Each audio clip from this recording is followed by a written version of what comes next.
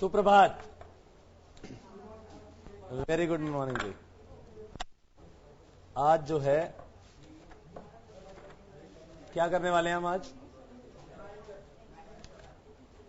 Chapter number 9 group dynamics. चलिए group dynamics की शुरुआत की जाए आज। ग्रुप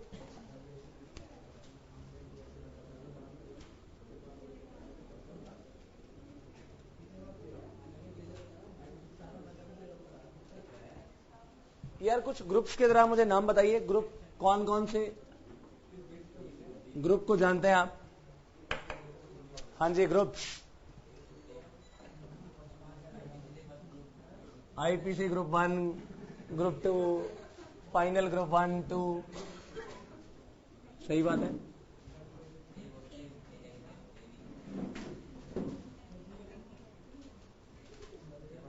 किसी ग्रुप के एग्जांपल दीजिए। ग्रुप्स हो चुका है। हाँ जी, ग्रुप का मतलब क्या है?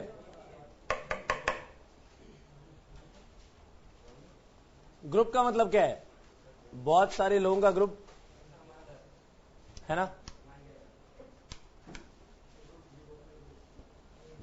और ग्रुप का कोई एग्जांपल? बैंड। ओके, बैंड एक ग्रुप है, ठीक बात है, बिल्कुल। और कौन सी टीम? Cricket team. चलिए स्पोर्ट्स का हो गया भाई। अब चलिए इंडियन क्रिकेट टीम हो गई। और फ्रेंड्स का ग्रुप। चलिए फैमिली या फ्रेंड्स। और कोई ग्रुप?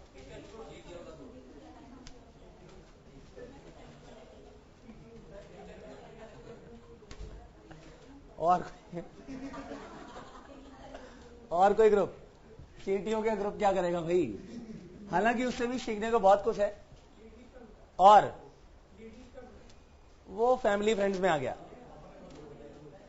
और किसी ऑर्गेनाइजेशन की बात करें, तो ऑर्गेनाइजेशन में भी ग्रुप ही है एक पूरा। और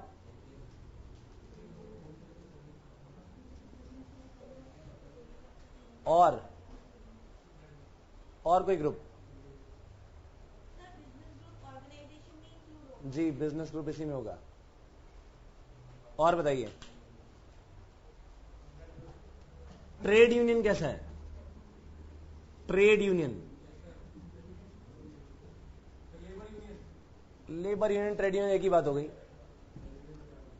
पॉलिटिकल पार्टी, ये भी तो एक ग्रुप है। हर एक ग्रुप के अपने गोल्स होते हैं, हाँ है ना। हम इस बैंड की बात कर रहे थे जो कि म्यूजिक प्ले करता है। तरह तरह के इसमें लोग हैं। कोई गिटारिस्ट होगा, कोई फ्लूट बजाता होगा, कोई ड्रम, तो कोई कैसियो, हाँ है ना। कोई सिंगर भी होगा। क्रिकेट टीम की बात करें तो कोई बैट्समैन है भाई, तो कोई बॉलर है, कोई विकेट कीपर है। बैट्समैन में भी स्पेशलिटी है। कोई ओपनिंग बैट्समैन है तो कोई फर्स्ट डाउन या सेकंड डाउन आ रहा है। बॉलर्स में भी स्पेशलिटी है। कोई पेसर है तो कोई स्पिनर है। लेकिन हर एक पर्सन का एक रोल डिफाइंड है या नहीं? दोनों ही केसेस में देख लिया आपने।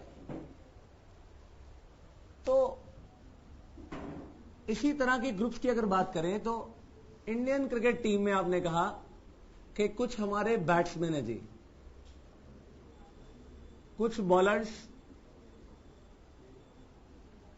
और विकेट कीपर। ठीक बात है कि नहीं? मेरे ख्याल से इंडिया में रहकर क्रिकेट के बारे में तो सब लोग जानते ही होंगे,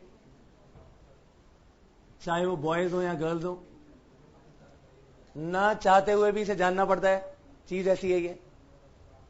बैट्समैन भी तो स्पेशलिटी है भाई, बताइए फटाफट। कुछ ओपनर्स होंगे, कुछ 1 down, 2nd down, 3rd down आएंगे, और इसमें से भी कुछ हो सकता है कि ऑलराउंडर्स हो। ठीक बात है कि नहीं? ऑलराउंडर्स। बॉलर्स में भी कुछ पेसर्स होंगे, स्पिनर्स होंगे, इसमें भी कुछ ऑलराउंडर हो सकते हैं। विकेट कीपर भी बैट्समैन हो सकता है। अच्छा, तो अल्टीमेटली हर एक पर्सन का रोल डिफाइंड है कि सबसे पहले जब बैटिंग की बारी आएगी तो ये ओपनिंग बैट्समैन आएंगे, फिर उनका सीरियल तय है, नॉर्मली ऐसा ही होता है। फिर बॉलिंग की बात आएगी तो पेसर्स को पहले आगे किया जाएगा, विकेट को देखते हुए, सिचुएशन को देखते हुए हो सकता है स्पिनर्स को ऑन कर दिया जाए। बट ये बात तय है कि हर एक पर्सन का यहां पर अपना एक रोल है, और वो रोल किस बेसिस पर डिफाइन किया गया?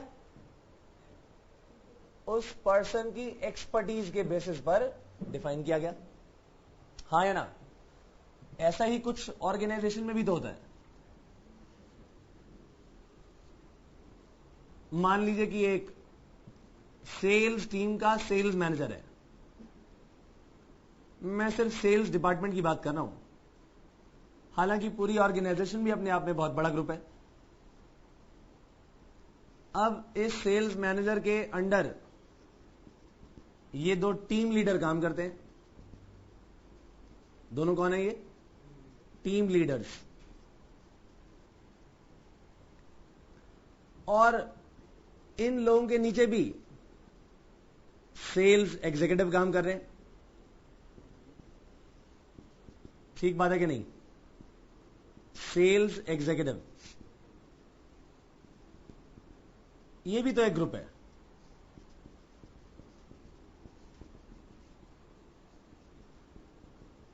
इनका भी अपना रोल है। ये ज्यादातर प्लानिंग करता है,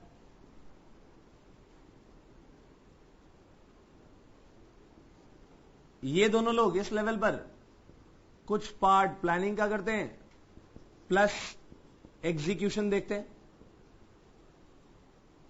इस लेवल पर ज्यादा एग्जीक्यूशन होता है। हालांकि प्लानिंग एग्जीक्यूशन सभी को करना है, बट मैं मेजर पार्ट लिख रहा हूं। इस लेवल पर भी ये प्लान करते ही होंगे, बट उसका लेवल जरा कम होता है। इन एनी केस, क्या ये बताइए कि किसी भी ग्रुप में ऐसा हो सकता है कि उसका गोल ना हो? बताइए फटाफट। हर ग्रुप का कोई ना कोई तो गोल होगा, तभी तो वो ग्रुप बनाए गए। हाँ या ना? तो सबसे पहली चीज, गोल बहुत जरूरी है। इस म्यूजिक बैंड का गोल होगा कि भाई सारे के सारे मिलकर अच्छे कोऑर्डिनेशन के साथ एक म्यूजिक बजाएंगे। मैच जीतना इनका गोल है। फैमिली और फ्रेंड्स, इन सबका जो ग्रुप बनता है, इनका गोल है टुगेदरनेस, हैप्पीनेस। ऑर्गेनाइजेशन में अपने प्रॉफिट, सेल्स, ये गोल्स हो सकते हैं। ट्रेड यूनियन में अपनी यूनियन के जितने भी मेंबर्स हैं, उन सबकी सैलरी का, बोनस का, वर्किंग कंडीशंस का ध्यान रखना है। पॉलिटिकल पार्टी में देश को लूटना तो बाद में, पहले इलेक्शन जीतना है। जीतने के बाद फिर जो मर्जी करें, पर्पस क्लियर है। लेकिन तो इन एनी केस इन सबके गोल्स हैं। ये बताइए कि ऐसा कौन सा ग्रुप है जिसमें कम्युनिकेशन नहीं होता?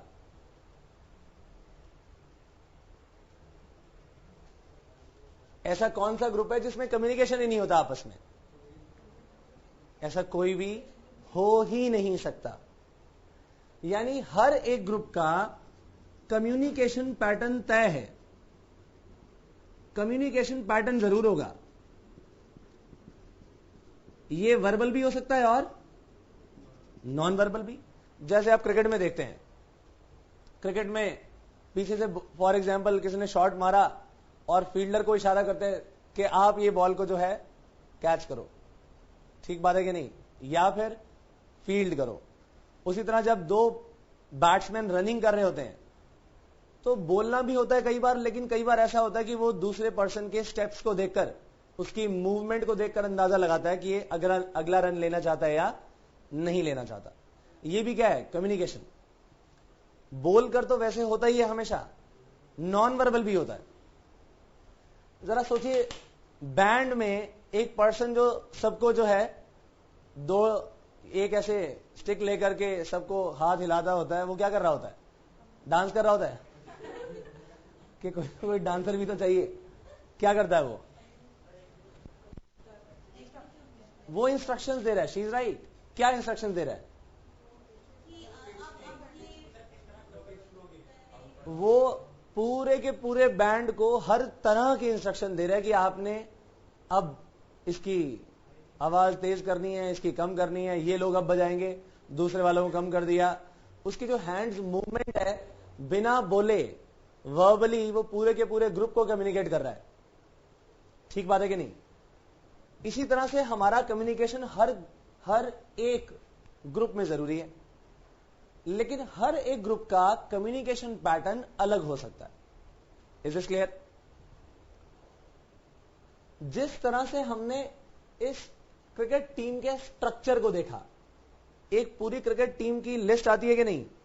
जब आप देखते हैं स्कोर कार्ड जब आता है तो एक लिस्ट आती है। वो क्या है? पूरा इस पर्टिकुलर क्रिकेट टीम का स्ट्रक्चर है। ये क्या है? ये भी ऑर्गेनाइजेशन का स्ट्रक्चर है। तो हर एक ग्रुप का कोई ना कोई स्ट्रक्चर भी होता है। कौन क्या रोल प्ले कर रहा है, ये उसका स्ट्रक्चर बताता है, ये उसका रोल बता देता है। अभी थोड़े टाइम पहले आपने सुना होगा जी, धोनी की और वीरेंद्र सहवाग की आपस में लड़ाई चल रही है। सुना था कि नहीं? अगर आप थोड़ी बहुत न्यूज देखते हो, ना चाहते हुए भी कानों में तो न्यूज आई जाती है। इतना शोर मचाते हैं हमारे मीडिया वाले कि ना चाहते हुए भी हमें ये सुननी पड़ जाती है कई बार। तो उसमें देखा क्या कि दो ग्रुप बन चुके हैं। धोनी ने कह दिया कि सीनियर्स जो हैं, ये सीनियर्स अब अच्छा स्कोर नहीं कर पा रहे, हमें यंग लेग्स चाहिए, 30 से 35 रन हम वैसे ही गंवा देते हैं, हमें वो बचाने चाहिए। वो वीरेंद्र सहवाग और कुछ सीनियर्स को बुरी लग गई। उन्होंने फिर उसके अगेंस्ट कुछ बात बोल दी। जरा बताइए कि इस दौरान टीम हारी बहुत ज्यादा या जीती? हारी। आपको तो ये बात कब पता लगना शुरू हुई? जब ये टीम हारना शुरू कर रही थी। हारने का कारण आपको तो बाद में पता लगा। जरा सोचिए, क्या ये सब बातें मीडिया में आने से पहले, कई वक्त पहले शुरू हुई होंगी कि नहीं? या एक ही 2 दिन का नतीजा ही है? कोई भी इफेक्ट इमीडिएटली नजर नहीं आता, धीरे धीरे करके ये अपना रूप लेता है। और हमारी टीम हारना शुरू हुई तो अंदर कोई ना कोई हमारे ग्रुप के क्लाइमेट में नेगेटिविटी है। इसी कारण से तो प्रॉपरली खेल नहीं पा रहे। तो ग्रुप का जो क्लाइमेट है ये बहुत इंपॉर्टेंट है। क्लाइमेट का मतलब कि हमारी आपस में बॉन्डिंग कैसी है, आपस में हमारा ट्रस्ट कितना है।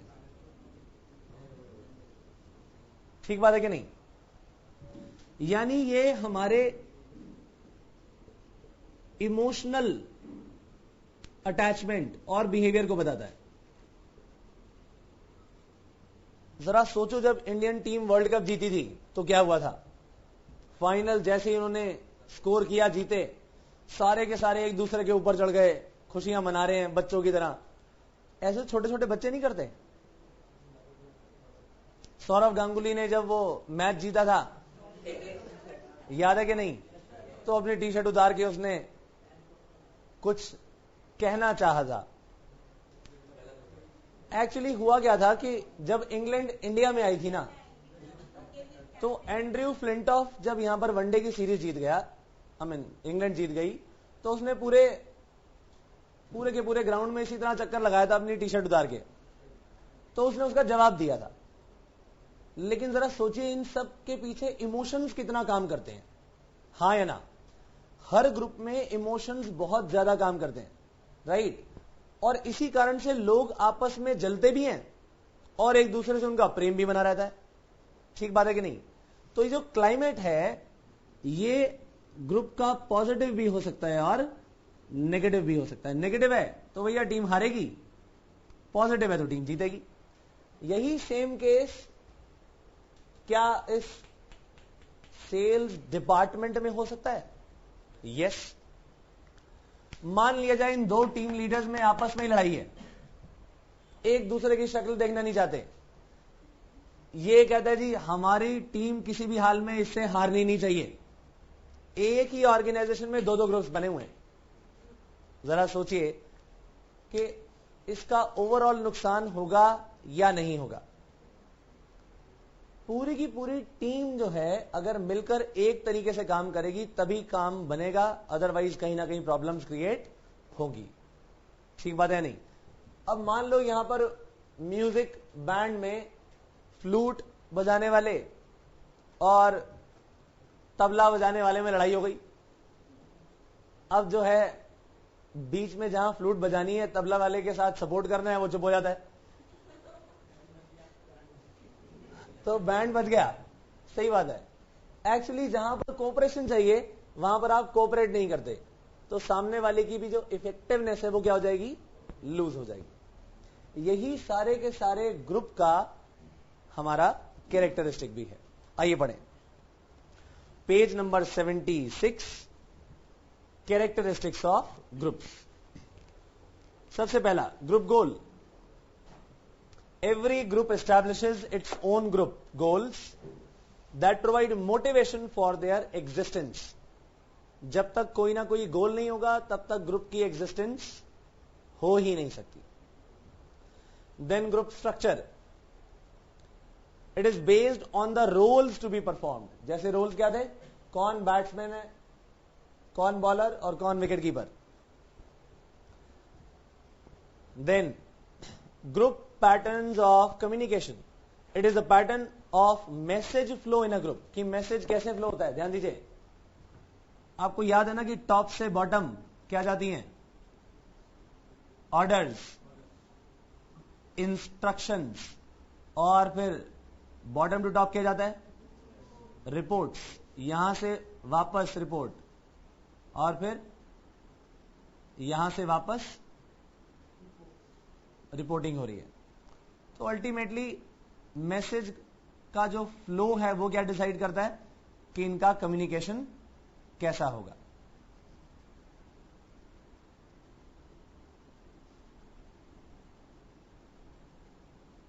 ठीक है, लास्ट पॉइंट, और ये हमारा ग्रुप क्लाइमेट।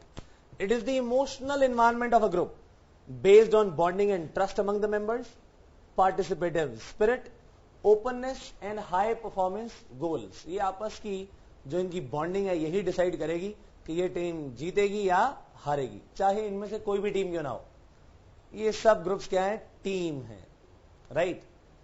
एंड एक कहावत है, there is no I in the team, there is no I in the team work. लिख लीजिए, क्या आई है बीच में? आप कहते हो भाई टीम वर्क में जो है आई आता ही नहीं है। आता है? बट मैं कुछ अलग कहना चाहता हूं। मैं कहना चाहता हूं कि there is no I in the team work. मैं स्पेलिंग की बात नहीं कर रहा, आई एम टॉकिंग अबाउट कि भाई टीम का मतलब है ग्रुप, और जब ग्रुप की बात होती है तो एक इंडिविजुअल, आई का मतलब क्या है? इंडिविजुअल, मैं। यहां पर एक पर्सन, उसकी एग्जिस्टेंस मायने नहीं रखती, चाहे वो पर्सन कितना ही ज्यादा इंपॉर्टेंट क्यों ना हो, चाहे वो कितना ही ज्यादा एक्सपर्ट क्यों ना हो, लेकिन ग्रुप का मतलब है group effort. Is it clear? तो यहां पर जो सोच होगी वो भी कैसे होगी? ग्रुप की सोच। ठीक बात है नहीं?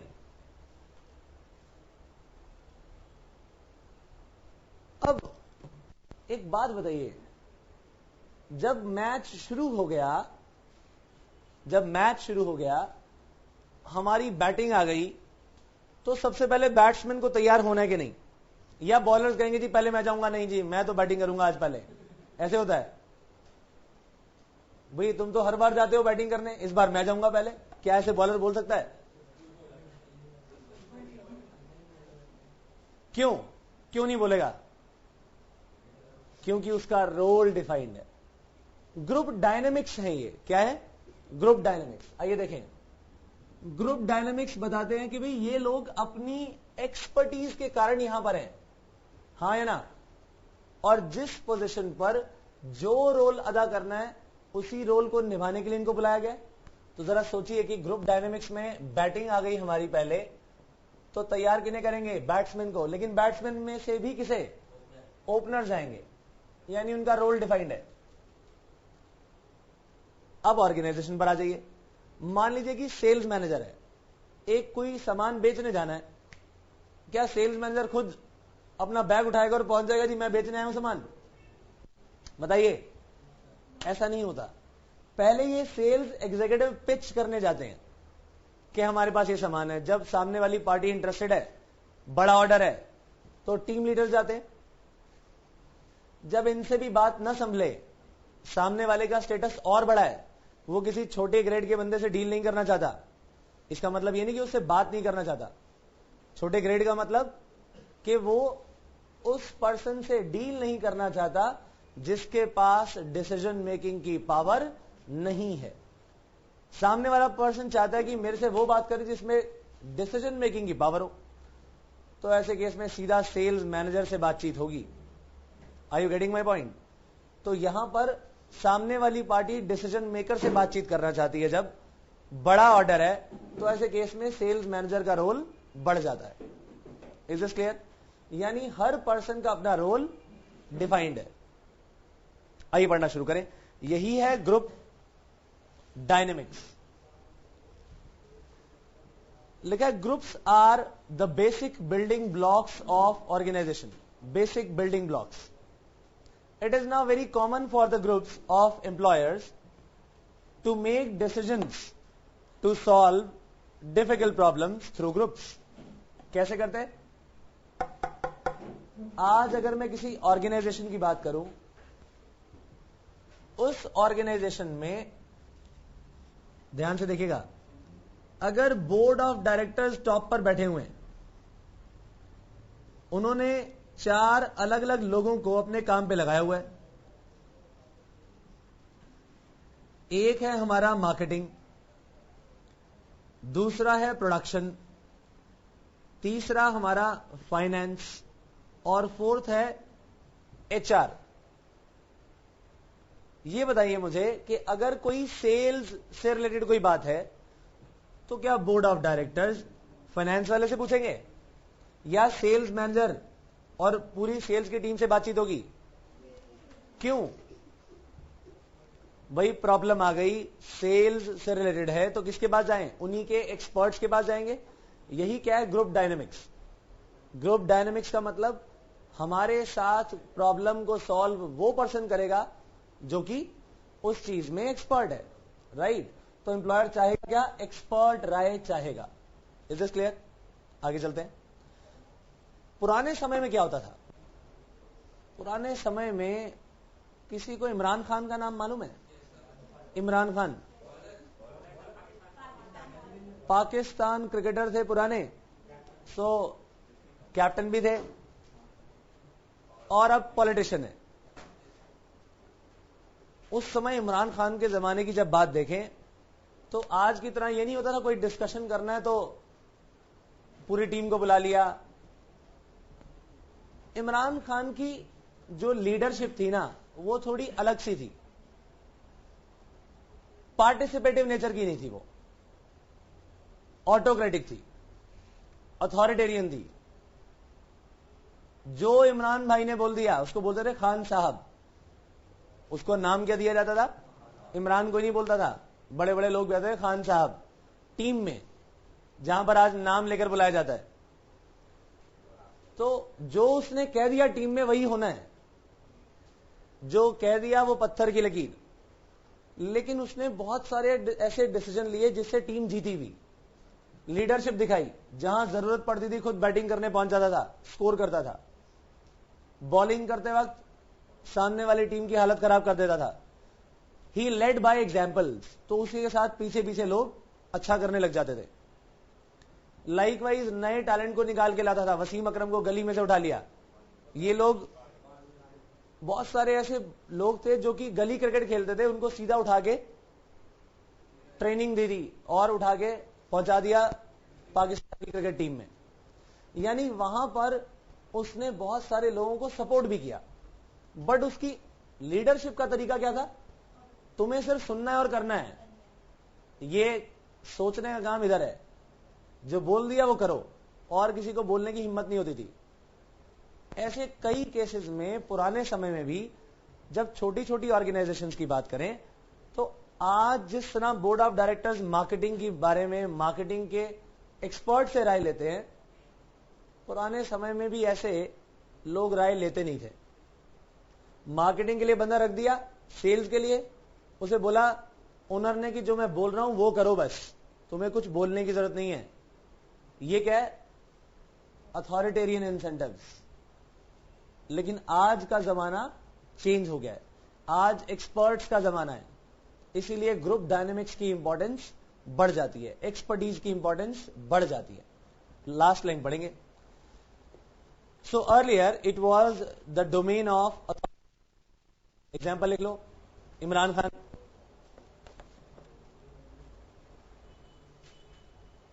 इससे पहले सेकेंड बुलेट में एग्जाम्पल डालो, इंडियन क्रिकेट टीम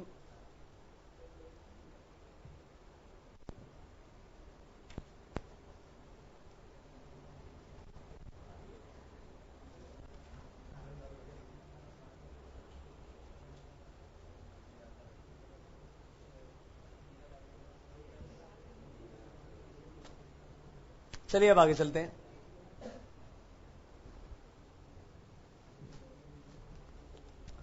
एक बात बताइए, क्या आपने वो देखी है तारे जमीन पर?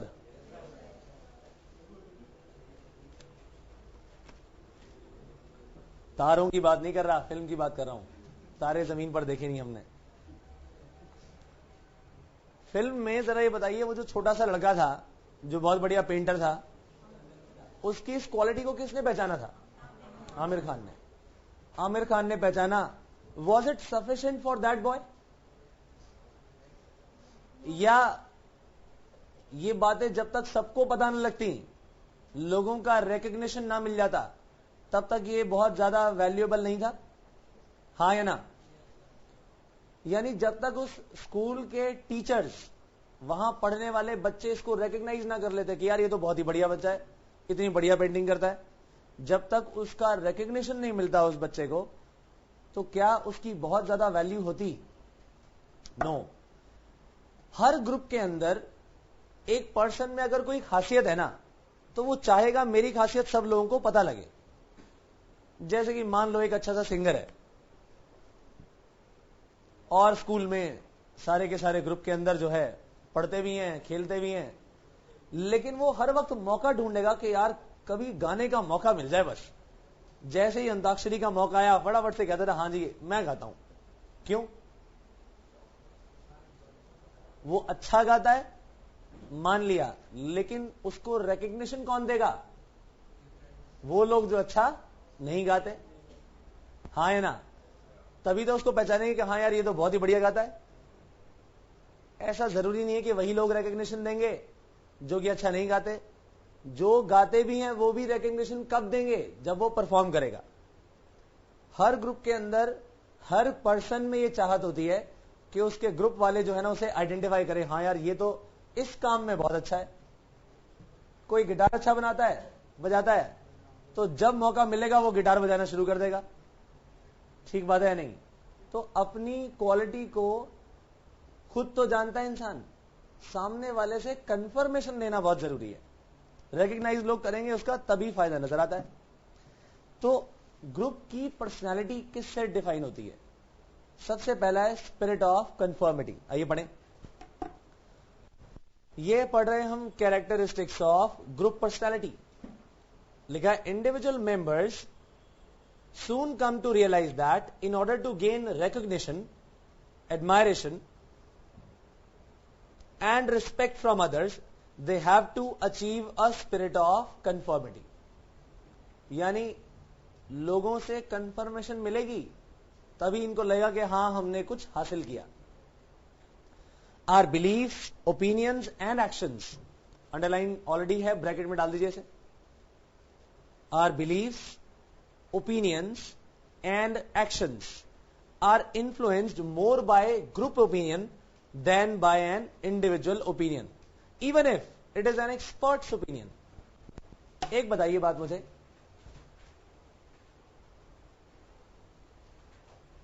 पॉलिटिकल पार्टी अभी यूपी में किसको बहुत बड़ी जीत मिली? समाजवादी पार्टी. ठीक बात है कि नहीं?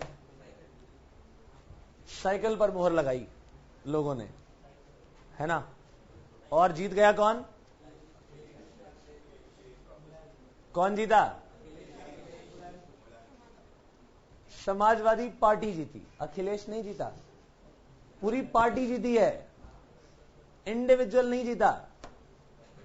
सबसे पहली बात.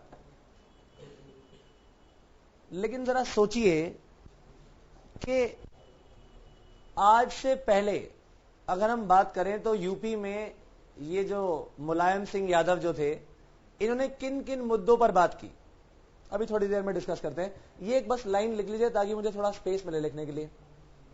लिख लीजिए सबने, there is no I in the team work.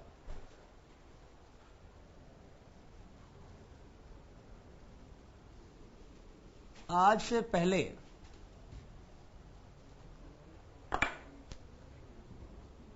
इस पॉलिटिकल पार्टी, क्या नाम है? समाजवादी पार्टी,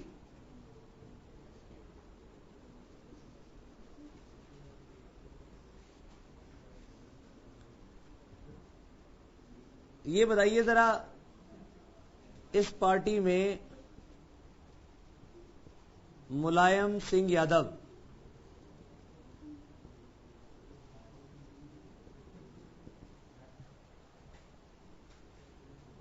ये क्या कहते थे? ये कहते थे जी कंप्यूटर नहीं चलेगा. क्या बोलते थे ये? कंप्यूटर के पूरे अगेंस्ट इनकी पार्टी. क्यों? ये कहते थे कि जी कंप्यूटर से बेरोजगारी बढ़ जाएगी, इसलिए कंप्यूटर मत लाओ. क्यों? खुद को नहीं आता था. फिर राष्ट्रभाषा हिंदी का प्रयोग करें, इंग्लिश का प्रयोग न करें. क्यों? खुद को नहीं आती थी. अब ये कहता था no to computers as well as no to English. Samajwadi Party का जब चार्टर बनाया गया, उसमें भी इन्होंने अपनी सारी की सारी बातें लिखी कि हमारे मुद्दे क्या उछाले जाएंगे कि राष्ट्रभाषा का प्रयोग किया जाए और कंप्यूटर से दूर रहा जाए. ये क्या थी इस पूरी पार्टी की सोच? हाँ या ना? लेकिन अपने बेटे को पढ़ने के लिए कहां भेज दिया? ठीक बात है कि नहीं? और वो पढ़ के भी आया, और पढ़कर आने के बाद इसकी सोच में जमीन और आसमान का अंतर. हाँ या ना? अखिलेश यादव, इसने तो शुरुआत ही किससे की है कि हम बांटेंगे लैपटॉप्स और टेबलेट्स बांटेंगे क्लास 12 वाले बच्चों को. क्लास 12 वाले बच्चों को, यानी इसने कहा जी कंप्यूटर और इंग्लिश के बिना गुजारा नहीं है.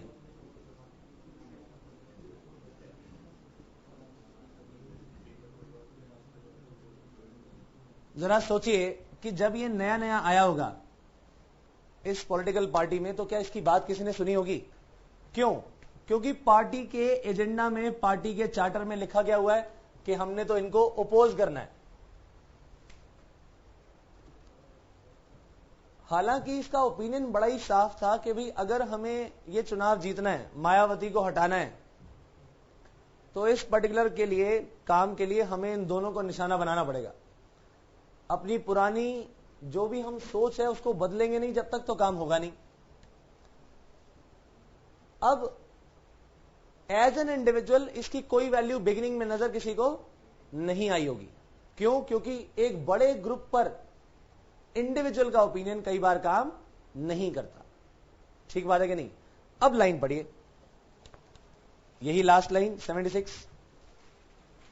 Are beliefs, opinions and actions are influenced more by a group opinion.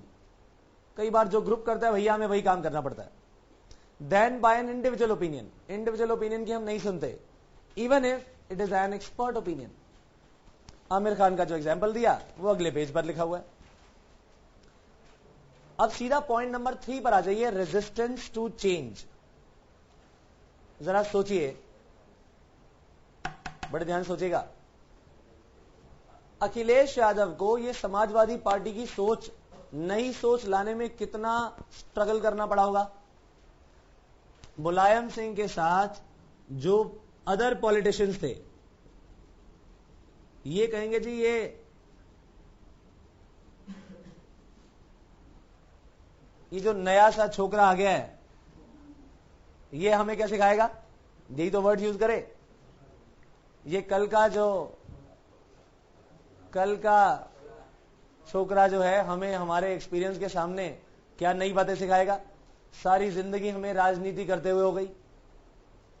लेकिन सोच जब ये बदली पूरी की पूरी पार्टी की, तो ये पार्टी जीती भी, हाँ है ना। लेकिन ये चेंज क्या जल्दी आ गया होगा? इन लोगों ने कितनी रेजिस्टेंस दिखाई होगी, बहुत रेजिस्टेंस दिखाई कि हम ये चेंज नहीं करना चाहते।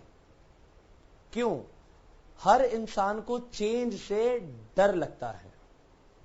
सिर्फ डर ही उसका एक कारण है कि वो चेंज नहीं होना चाहता। जबकि लाइन लिखिए, एक अगले पेज पर लिखेगा, पेज नंबर 77 पर टॉप पर लिख दीजिए, the only thing which is constant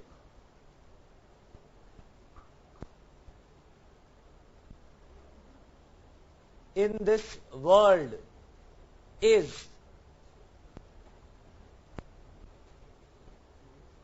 the change.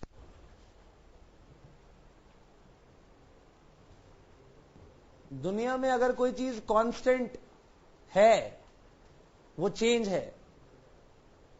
यानी कांस्टेंट का मतलब जो लगातार हो रहा है, एक ही पोजीशन पे है, एक ही चीज है जो नजर आती रहेगी, और वो है चेंज। तो चेंज तो होना प्रकृति का जो है नियम है। अब इन्होंने अपनी सोच जब लेकर, नई सोच लेकर आए होंगे, तो समाजवादी पार्टी के पुराने लोग, आजम खान जैसे लोग जो कि बहुत पुरानी पार्टी के बहुत पुराने जो हैं नेता रह चुके हैं, आज भी हैं, इन्होंने रेजिस्टेंस दिखाई होगी। लेकिन ग्रुप जो है इस चीज को कैसे लेगा, जरा ध्यान सुनिएगा। क्या अखिलेश के कहने पर पूरी की पूरी पार्टी ने सोच चेंज की होगी? नो।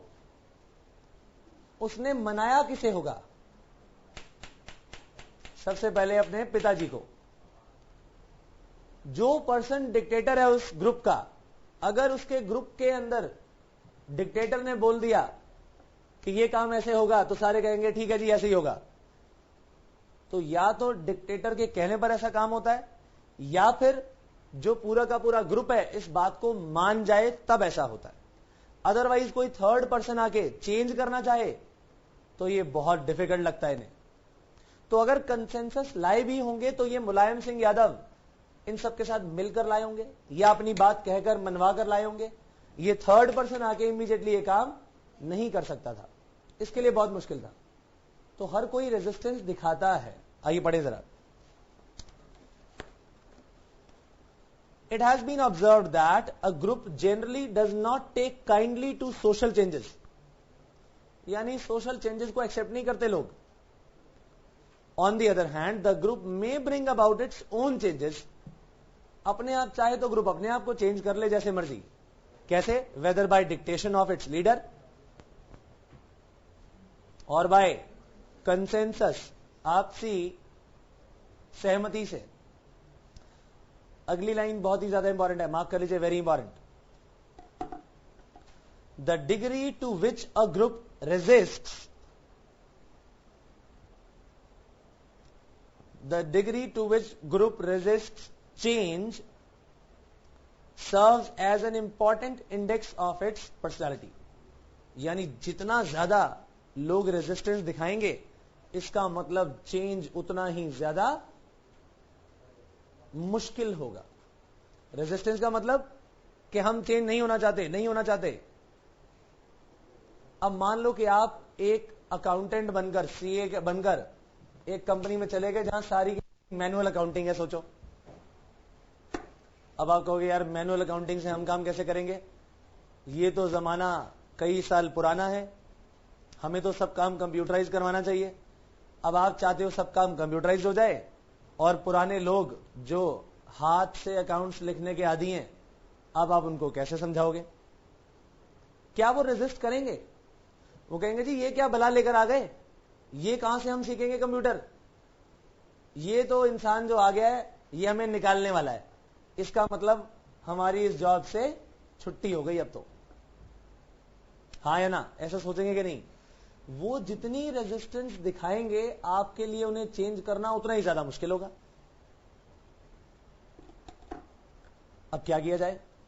चेंज लाने वाले पर्सन को एक काम करना चाहिए। सबसे पहले सारे लोगों से बातचीत करें। सारे के सारे लोग तो उसके अगेंस्ट नहीं होंगे, हाँ या ना? कुछ लोग ऐसे भी होंगे जो कि उसकी बात थोड़ी कम रेजिस्ट करेंगे। तो क्या किया जाए? जो लोग कम रेजिस्ट कर रहे हैं ना, उनको पहले ले आओ, उनकी प्रॉब्लम सुनो कि तुम्हें इस मैनुअल अकाउंटिंग को करने में क्या क्या समस्या आती है। उनकी समस्याओं का समाधान कर दो। उनको क्या लगेगा कि हाँ यार ये तो हमारा फायदा हो गया। अब वो क्या करेंगे? तुम्हारे साथ आ जाएंगे। अब जब लोग देखेंगे कि तुम्हारे साथ आ गए, बाकी सब भी पूछना चाहेंगे ये काम कैसे हुआ जल्दी, ऑटोमेटिकली बाकी लोग भी आपके पीछे पीछे आना शुरू हो जाएंगे। तो चेंज जो है इमीडिएट नहीं आता, चेंज जो है धीरे धीरे आता है। लेकिन उस बीच आप किस पर्सन को पहले अपनी तरफ बोल्ड करोगे? जो कम रेजिस्टेंस दिखाए। डिग्री ऑफ रेजिस्टेंस जिसकी कम होगी उसको पहले पकड़ लो। आज अभी पहले तेरे को ही चेंज करेंगे, फिर धीरे धीरे बाकी सब लोग चेंज होंगे। आगे चलते हैं। It helps us in dealing with it efficiently. Normally ये परेशानियां कहां आती हैं? वर्किंग स्टाइल में चेंज करने पर। पहला, आपने अगर मैनुअल टू कंप्यूटराइज करना है, या कैजुअल अप्रोच है काम करने की, उसे फॉर्मल करना है, स्लो अप्रोच है उसे प्रोएक्टिव करना है। ये सब क्या है? ये सब चेंजेस हैं।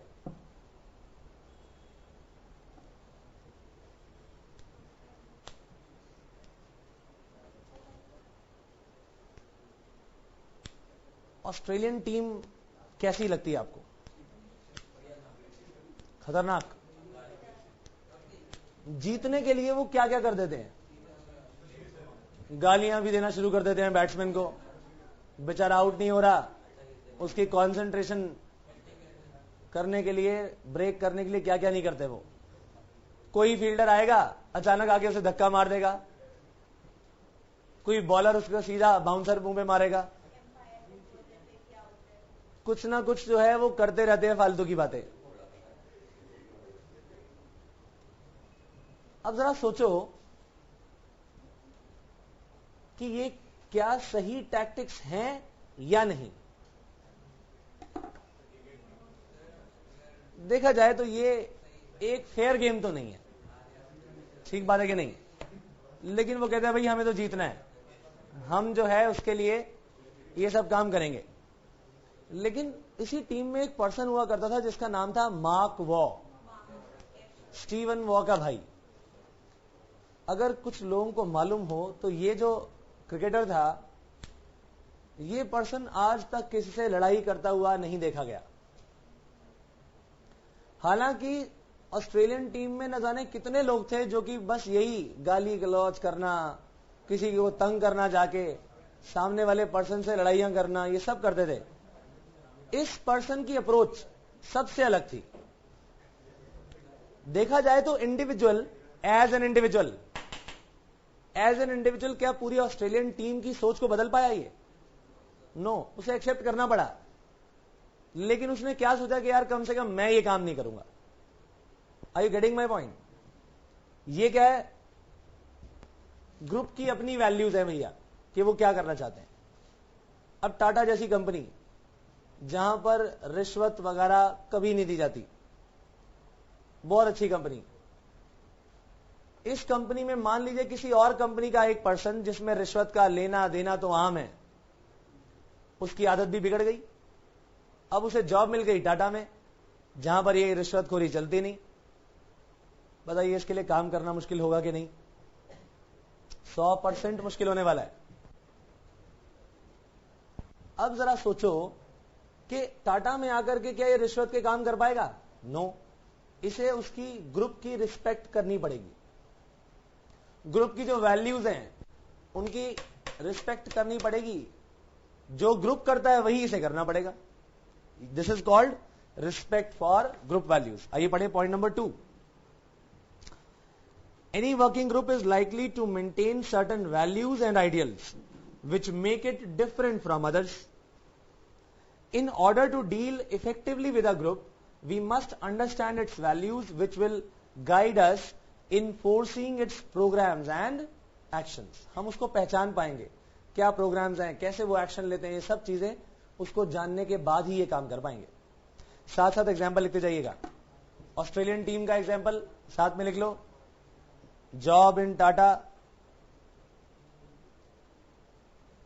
एक बात मैं आपको बता दूं कि अभी तक क्लास 12th तक की जो अंग्रेजी आपने सीखी हुई है और वही आप इसमें लिखना चाहते हैं सीए के प्रोफेशनल एग्जामिनेशन में, तो वो नहीं चलेगी। चार्टर्ड अकाउंटेंट बनने के बाद न जाने कितना कम्युनिकेशन आपको बड़ी बड़ी अथॉरिटीज से करना है और वही टूटी फूटी इंग्लिश लिख के आओगे तो भैया जॉब कौन देगा तुम्हें? मेक श्योर कि जो इन बुक्स में सेंटेंसेस लिखे हुए हैं आप इनको समझना शुरू करें। एक दो स्टूडेंट्स ने बोला जी ये बुक में से लर्न करना डिफिकल्ट लग रहा है। देखिए ये बातें जो हैं अब आप छोड़ दीजिए पीछे। क्यों डिफिकल्ट लग रहा है? मेरा सवाल ये था। उसने कहा जी समझ तो सारा आ जाता है लेकिन याद करके लिखें कैसे ये नहीं समझ आ रहा। अब मैंने कहा भाई याद करने में समस्या क्या आ रही है? उसने कहा पता नहीं लग रहा जी, बस लिखा नहीं जा रहा। उसका कारण था पहला कि उसको कुछ वर्ड्स की हिंदी समझ नहीं आ रही थी। इसका इलाज क्या है? अपने हाथ में रखो साथ में डिक्शनरी, जहां वर्ड समझना है इमीडिएटली डिक्शनरी में से देखो। अब उसने धीरे धीरे करके ये काम करना शुरू कर दिया। डिक्शनरी में से देख देख के सारे वर्ड्स को मार्क कर लिया, फटाफट समझ भी आना शुरू हो गया। अब जब लिखता है उन चीजों को जो 2 लाइनों में लिखी है वो 7, 8, 10 लाइनों में बन जाती है। कहते जी मैं तो अपनी लैंग्वेज में लिखता हूं, 8-10 लाइन्स बन जाती हैं। ये सारी की सारी बात यहां 2 लाइनों में लिखी हुई है। अब मैं क्या करूं? ठीक बात है भाई। इसका मतलब उसका स्ट्रक्चर, सेंटेंस का स्ट्रक्चर जो बनाना है ना वो नहीं आता उसे। इंग्लिश तो आ गई, वर्ड्स भी आ गए, अब उसे क्या करना पड़ेगा? स्ट्रक्चर बनाना पड़ेगा। एक ही लाइन जो लिखी गई है लंबी सी, वो क्या है? स्ट्रक्चर्ड है। उस सेंटेंस के स्ट्रक्चर को समझना पड़ेगा कि किस तरह से 4-5 लाइनों को एक लाइन में लिखा जाए। सिखाया गया था हमें? कभी सिखाया गया था हमें ये? जब बड़ी सी कोई चीज आ जाए उसको आप शॉर्ट में लिखते थे। ठीक बात है कि नहीं? वो ये सेम चीज आपने यहां करनी है, बस वर्ड्स का इस्तेमाल सीखना पड़ेगा। एक बात समझ लीजिए, सीए फाइनल में आने के बाद आईपीसी से जैसे तैसे निकाल दोगे, फाइनल में आने के बाद फिर क्लियर लोग क्यों नहीं कर पाते? Language problem. वहां प्रोफेशनल लेवल रिक्वायर्ड है भाई आपके लिए। इस लेवल से काम नहीं चलने वाला। सो मेक श्योर कि जो 12th या 10th तक के स्टैंडर्ड की इंग्लिश आपको आती है उसका लेवल रेज करिए जरा। आई एम श्योर कि क्लास 10th के बाद 12th में भी आपने उसी अंग्रेजी से काम चला लिया, उसको इंप्रूव नहीं किया। जितना थोड़ा बहुत समझ में आया नया मान लिया, अब भूल जाइए वो तरीके पुराने, ऐड करो अपना कुछ लेवल, तब जाके सीए का लेवल क्लियर होगा, otherwise it's very very tough. Presentation आपकी रिक्वायर्ड है, प्रेजेंटेशन, और इस बात को एक्सेप्ट कर लीजिए कि आपकी अंग्रेजी कमजोर है, तभी आप उसे मजबूत कर पाएंगे। Is this clear? Make sure कि जो वर्ड नहीं समझ आ रहा उसको भागे नहीं आगे, उसकी इंग्लिश की हिंदी समझें और उसको सेंटेंस के स्ट्रक्चर को समझिए। एक बार, दो बार, तीन बार मुश्किल होगी, लेकिन उसके बाद वो क्लियर होने शुरू हो जाएंगे, वो सेम स्ट्रक्चर आपके दिमाग में सेट हो जाएगा और आप अच्छा लिख पाएंगे। Is this very clear? आइए आगे बढ़े। पॉइंट नंबर 4, यार इसे ऑन कर दो। Point number 4, prejudice. क्या होता है ये प्रेजुडिस?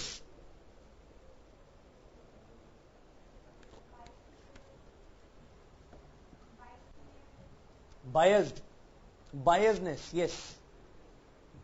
बायस्ड का मतलब होना कि एक ही पर्टिकुलर सोच के पीछे पड़े रहना,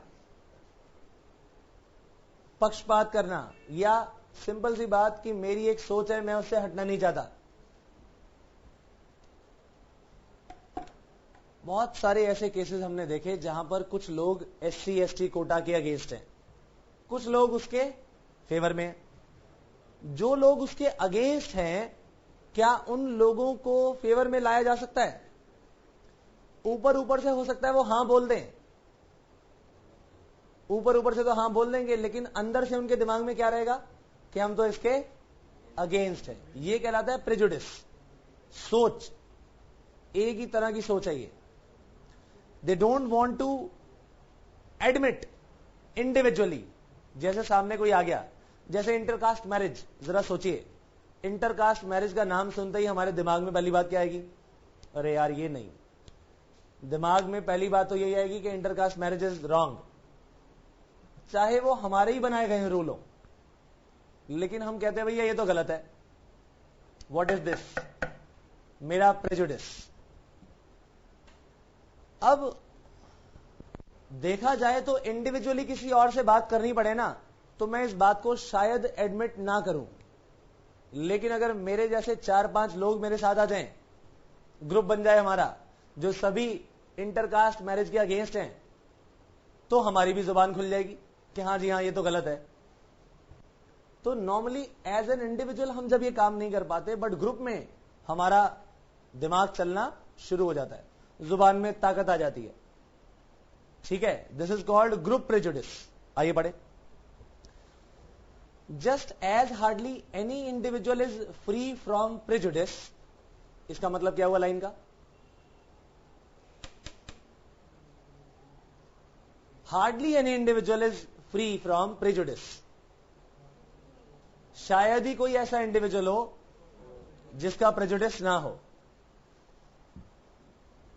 groups have their own clearly evident prejudices. उसी तरह से ग्रुप के भी अपने प्रेजुडिसेस होते हैं।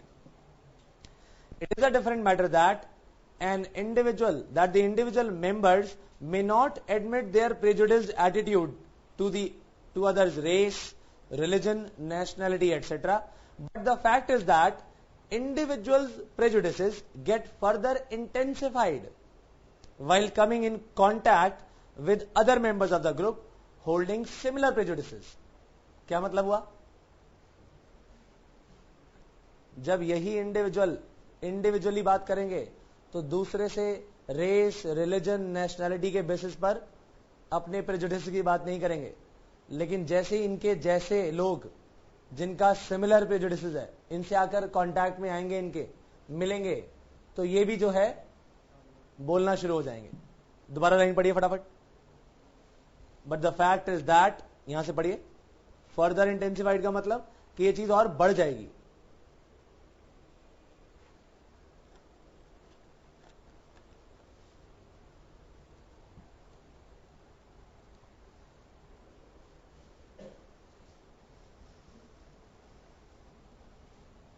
चले जाके पढ़ा सभी ने? तो ये चीज अंदर जो एक पर्सन के जाग रही है, जो ज्योति है वो ज्वाला बन जाती है अगर उसके जैसे लोग उसे मिल जाते हैं। ठीक बात है या नहीं? ये सब क्या है? Characteristics of group personality. Group के कैसे कैरेक्टरिस्टिक्स बनेंगे, ग्रुप की पर्सनालिटी कैसे बनेगी। Then comes collective power. Collective power ज्यादा बेटर होती है, ज्यादा पावरफुल होती है इंडिविजुअल? कलेक्टिव। ये सब जानते हैं। और कई बार ऐसा होता है कि एक इंडिविजुअल एक ग्रुप में काम कर रहा है, बट इंडिविजुअली अगर वो शोर मचाएगा कि ऐसा नहीं होना चाहिए, तो बाकी सारे लोग उसके अगेंस्ट हो जाएंगे। इसीलिए वो कभी भी ग्रुप के अगेंस्ट नहीं जाता। ठीक बात है कि नहीं? जैसे मान लिया जाए कि एक ग्रुप है 4-5 लोगों का, वो 4-5 लोगों में से एक पर्सन ऐसा है जिसे ग्रुप में जबरदस्ती रहना पड़ता है, बाकी 4 लोग सिगरेट पीते हैं और ये नहीं पीता। ये सबको कहता है भाई तुम गलत कर रहे हो, अगर ये शोर मचाना शुरू करे तो वो इसी को भगा देंगे, लेकिन और कोई है नहीं इसीलिए इसके साथ रहना पड़ता है। ये बेचारा क्या कहता है, ठीक है भैया मैं चुपचाप रहता हूं, मैं तो नहीं पी रहा ना, ये गलत करते हैं, गलत करने दो। तो एक इंडिविजुअल की तरह प्रॉब्लम देखिए कि वो ग्रुप के अगेंस्ट नहीं जाता। ठीक बात है ना? आइए पढ़े। यही क्या है अगेन ग्रुप की पर्सनैलिटी का characteristic. It need not be said that groups are always more powerful than individuals, howsoever influential the individual may be. यानी अगर एक इंडिविजुअल बहुत ज्यादा इन्फ्लुएंशियल भी है, तब भी ग्रुप की पावर से ज्यादा बड़ा नहीं होता। आपने स्वामी रामदेव ने जो ये अनशन किया था, इसके बारे में तो सुना ही होगा। क्या हुआ था? बेचारे रामदेव जी का अनशन जो है बहुत ही गलत तरीके से, बहुत ही खराब तरीके से खत्म किया गया, बहुत ही निंदनीय कार्य किया गया। ठीक बात है कि नहीं? और बहुत ही गलत काम था, ये बात हम सब जो है महसूस करते हैं। लेकिन जरा सोचिए कि ऐसा अन्ना हजारे के साथ नहीं हुआ। ग्रुप के फॉलोअर्स अन्ना हजारे के भी बहुत सारे थे और रामदेव जी के भी बहुत सारे थे, लेकिन अन्ना हजारे के साथ जो लोग और जुड़े हुए थे, जैसे कि किरण बेदी, जो कि क्या रह चुकी है, आईएएस ऑफिसर है, आईपीएस ऑफिसर, आईएएस नहीं, यानी पुलिस कमिश्नर रह चुकी है। और उधर जो अपना अरविंद केजरीवाल, वो इनकम टैक्स का ऑफिसर रह चुका है। यानी इन सब लोगों को लॉज की नॉलेज भरपूर थी, हाँ या ना? ये एक टीम बनकर आगे बढ़े, तो इनको पीछे धकेलना काफी मुश्किल हुआ सरकार के लिए, हाँ या ना? तो एज एन इंडिविजुअल जरा सोचिए, बाबा रामदेव का इन्फ्लुएंस क्या कम था? बहुत ज्यादा था, बट टीम ना होने के कारण थोड़ा सा पीछे रह गए, उन्हें आसानी से हटा दिया गया। ठीक बात है या नहीं? आइए आगे पढ़े। दैट इज वाई, लिख दीजिए एग्जाम्पल, एग्जाम्पल लिख दीजिए। बाबा रामदेव, अन्ना हजारे, टीम अन्ना, यही लिखा आता ना, टीम अन्ना। अकेले अन्ना हजारे का नाम नहीं आता कभी टीम में, इस तरह लिखा होता है team Anna. That is why individuals may find it difficult to speak out their minds in groups. Individual को लगता है भाई मैं अपनी बात, अगर मान लिया जाए कुछ ऐसा केस है, सिगरेट वाला एग्जांपल जो मैंने आपको दिया, तो वो पर्सन बोलेगा नहीं। There is always the risk of the one against many situation cropping up. एक और एग्जांपल अभी मैंने दिया था ऑस्ट्रेलियन टीम का, जहां मां को चुपचाप बैठा रहता था, कुछ बोलता नहीं था, लेकिन गलत कुछ नहीं करता था, बाकी जो कर रहे हैं उन्हें करने दो, हाँ है ना? वही सेम एग्जांपल यहां पर भी फिट होता है। जापान में क्या किया जाता है, प्रोडक्शन को बढ़ाने का एक बहुत ही आसान सा तरीका, वीकली वो कहते हैं जी हमारी जो टीम्स है ना आके मिलेंगी, प्रोडक्शन टीम्स, और आपस में बातचीत करेंगी कि किसको क्या समस्या आ रही है। हर वीक में 1 घंटे आके कम से कम सारे के सारे लोग मिले। अगर मुझे कोई प्रॉब्लम आ रही है तो मैं सबसे शेयर करूंगा, सारे के सारे लोग मुझे सॉल्यूशंस बताएं। या फिर किसी पर्सन ने बहुत बढ़िया तरीका निकाला है प्रोडक्शन बढ़ाने का, तो वो हमसे भी शेयर करें, हम सारे के सारे उसी को अपनाएंगे। पर्पस यही है कि किसी भी तरीके से क्वालिटी बढ़ जाए। और इन टीम्स को कहा गया, ग्रुप्स को कहा गया क्वालिटी सर्कल्स। क्या बोला गया? ये एक पर्टिकुलर टाइप का ग्रुप है जो कि क्या करता है, आपस में सारी चीजें शेयर करता है। इसी तरह के और भी ग्रुप्स बनाए जाते हैं जिनका स्पेशल पर्पस है। आपने कभी सुना होगा कि एक काम को करने के लिए सरकार ने एक कमेटी तैयार की और वो कमेटी इसकी रिपोर्ट देगी। कभी ऐसी बात सुनी है? हमने कॉर्पोरेट गवर्नेंस पढ़ा था और उसमें आपको याद होगा कि सबसे पहले किसको बुलाया गया था इस काम को करने के लिए? कौन सी कमेटी बनाई गई थी? किस पर्सन को इसका चेयरमैन बनाया गया था? पेज नंबर 13 पर आ जाइए फटाफट। कुमार मंगलम बिरला को बनाया था कि नहीं?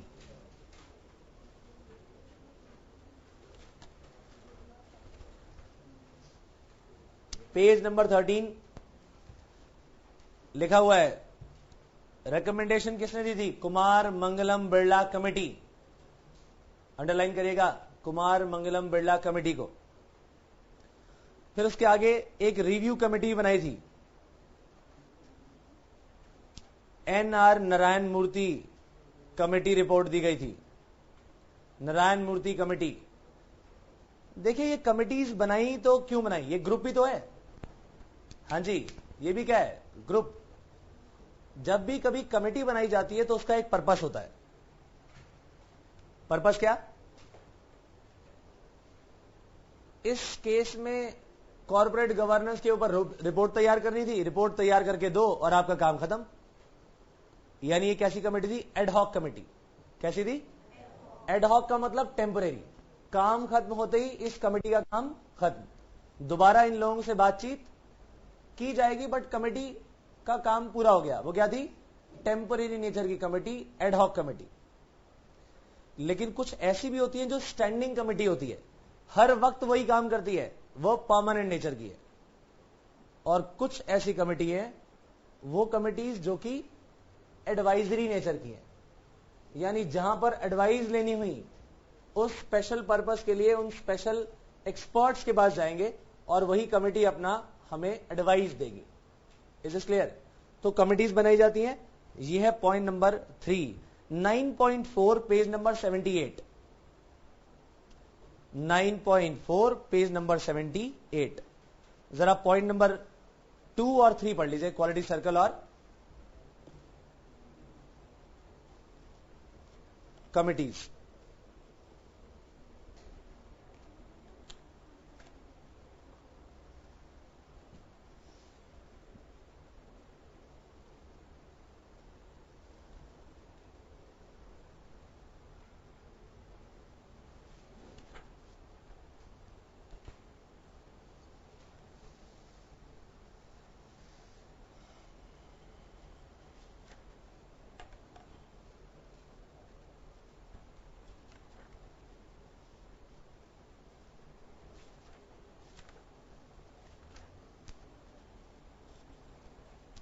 क्वालिटी सर्कल के दूसरे बुलेट में वर्ड्स लिखे हुए हैं, voluntarily quality control activities. Underline करिए उसे, वॉलेंटरीली क्वालिटी कंट्रोल एक्टिविटीज। ये सब काम कैसे किया जा रहा है? वॉलेंटरी बेसिस पर, कोई जबरदस्ती नहीं है। देन पहले पॉइंट पर आ जाइए, बताइए क्या वर्ड्स लिखे हैं? Self directed teams. इस एग्जाम्पल की ओर देखिए जरा। मैंने आपसे कहा था कि ये 3 लोगों की टीम जाती है कि हम इससे अच्छा काम करें। क्या इन तीनों से काम करने के लिए, बेटर काम करने के लिए इसने बोला है? ये बस चाहते हैं कि हम इस टीम को हरा दें। है तो उसी ऑर्गेनाइजेशन में, बट ये सेल्फ डायरेक्टेड टीम्स हैं कि अपने आप ही मोटिव ढूंढा और उसके पीछे काम करना शुरू। आइए पॉइंट नंबर 1 पढ़े। लिखा है autonomous and self regulated groups of employees empowered to make decisions. ये वो लोग हैं डिसीजन मेकिंग की पावर है, खुद ही डिसीजन लेते हैं, सेल्फ डायरेक्टेड है। और फिर आता है पॉइंट नंबर 4, बहुत ही आसान, टास्क फोर्स। टास्क का मतलब क्या होता है? एक पर्टिकुलर टास्क, उस टास्क को कंप्लीट करने के बाद क्या ये पर्पस बचेगा ग्रुप का? नो। यानी टास्क फोर्स एक पर्टिकुलर टास्क का पीछा करती है, टास्क फिनिश हुआ तो इस ग्रुप का भी काम खत्म। पढ़ लीजिए। Task force is like committee but it is usually temporary. Underline करिए, टेम्पररी नेचर की है। Task force has wide powers, powers कर लीजिए इसे, to take action and properly fix responsibility for investigation, results and proper implementation of decisions. दोबारा पढ़िए ध्यान से, अंडरलाइन करिएगा 3 चीजों को, investigation, results and proper implementation.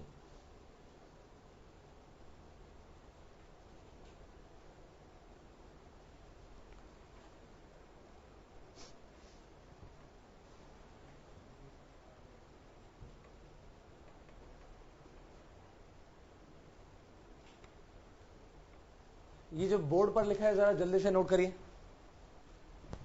जल्दी से।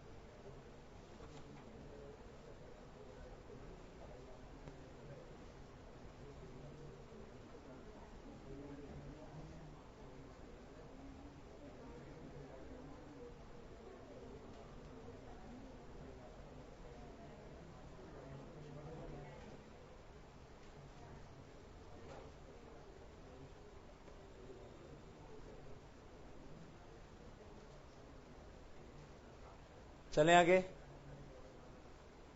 किया सभी ने नोट?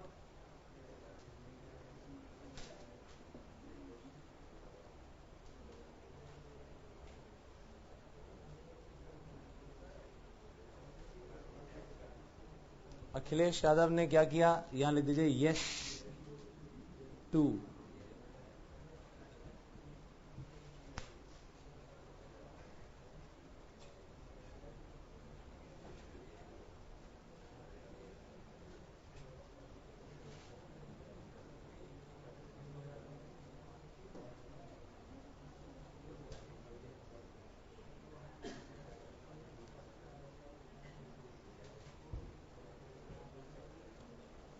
कर लिया नोट सभी ने?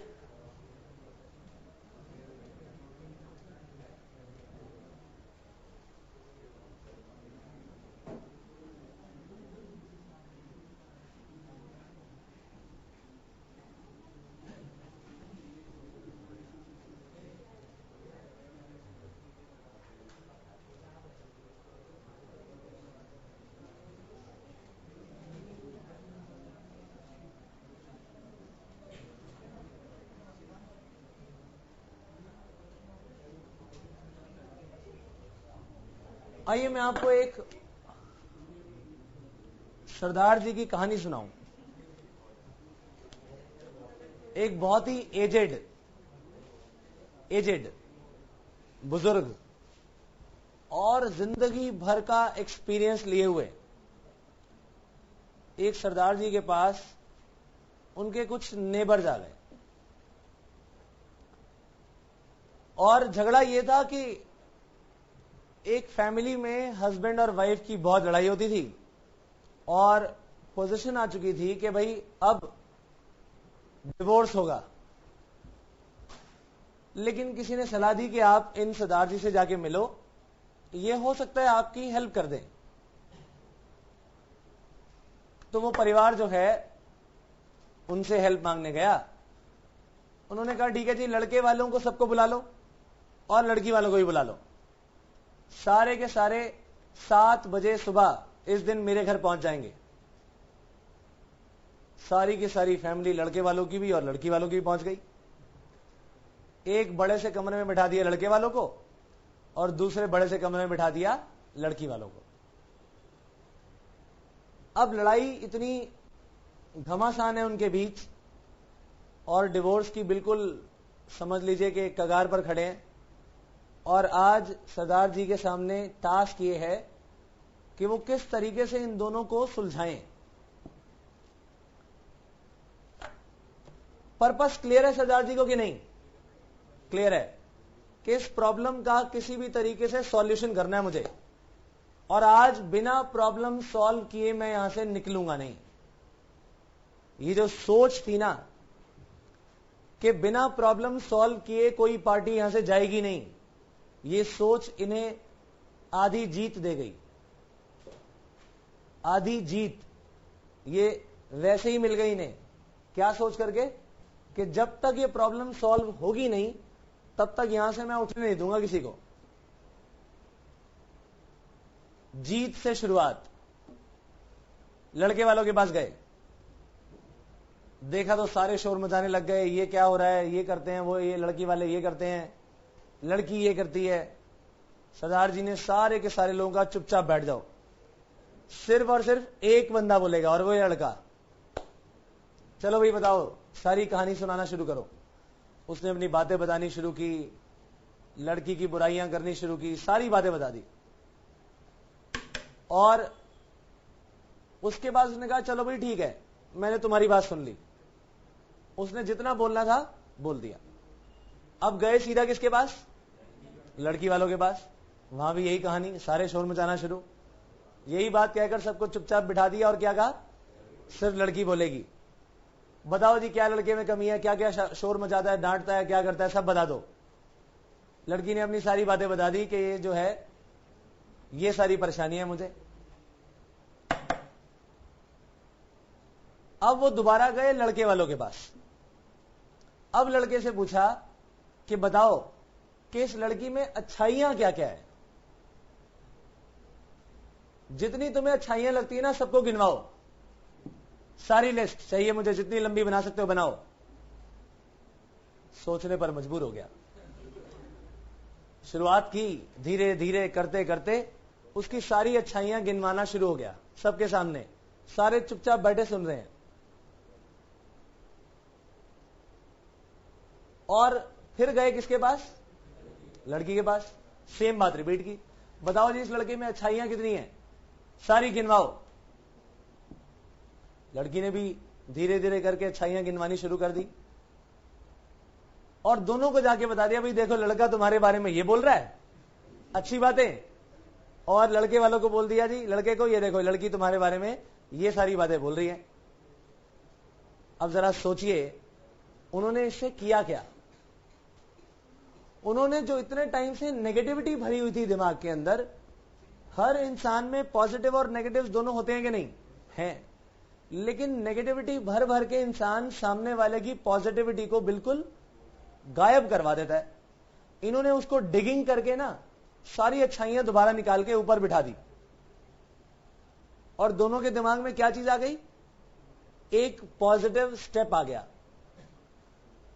लड़के के दिमाग में भी और लड़की के दिमाग में भी। जो बातें सारी की सारी जनता कर रही थी, इनकी परिवार वाले इनके यानी के, उनके दिमाग में भी अच्छाइयां पहुंच गई। अब इन्होंने अगला स्टेप लिया। लड़के के मां बाप आ जाओ जी, आप बताओ क्या समस्या है आपको। उनसे बातें पूछी, लड़की वालों से बातचीत पूछी।